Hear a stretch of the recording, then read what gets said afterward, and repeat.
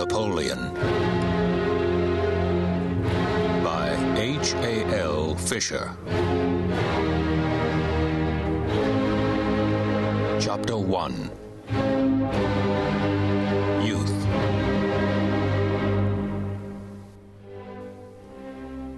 As we think of Napoleon Bonaparte, what a world of visions and memories rises before the mind. Who does not know the outward form of the greatest conqueror and captain of modern times?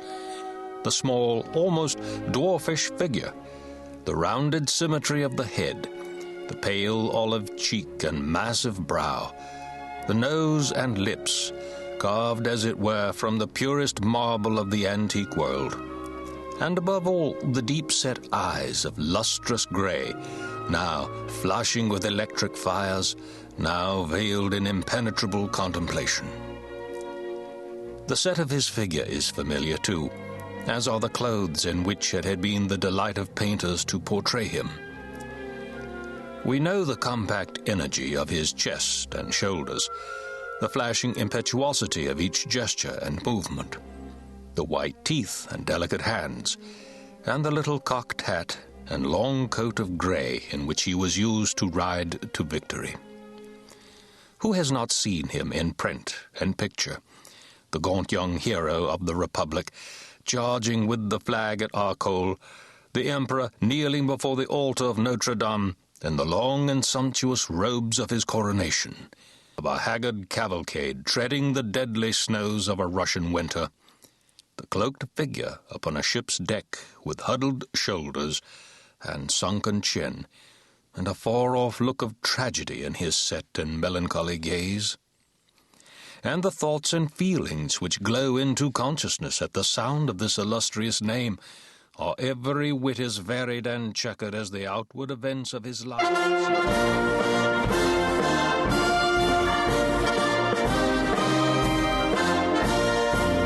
Chapter 2. The Italian Command.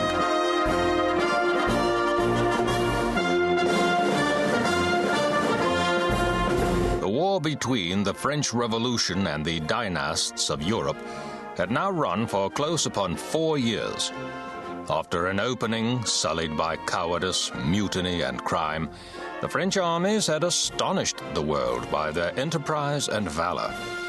They had conquered Belgium and Holland, Savoy and Nice, and more than once raided into Germany, achieving under the tricolor triumphs consistently pursued but never realized under the white flag of the Bourbon monarchy. So high was now the measure of French pride that the recovery of the frontiers of ancient Gaul, which stretched to the Rhine and the Alps, was a point of diplomatic honor without which no prospect of peace would receive a moment's consideration. And this ambition was served not only by the inherited skill and equipment of the best army in Europe, but by the enthusiasm of a nation newly born to liberty. The old monarchies, thrifty of mercenary blood, found themselves confronted by a power which was prepared to spend 10,000 lives a week. Such lavishness was astounding, even to those who remembered the hard blows of Frederick the Great. The coalition of autocrats, never firmly soldiered, began to dissolve as the difficulties of their enterprise accumulated. In 1795, Prussia withdrew from the war, carrying with her into the camp of neutrals all northern Germany, and her example was followed by Spain. Russia stood hostile, but motionless, for her soldiers were busy in Poland, and the life was ebbing from her great Tsarina. Of the powers which still remained at war with France, Austria and England were alone important.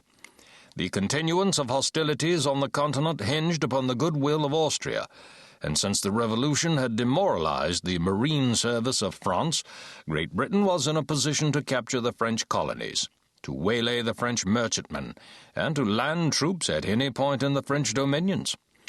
To obtain from either of these powers a formal acknowledgment of her new claims was clearly for France a task of immense difficulty.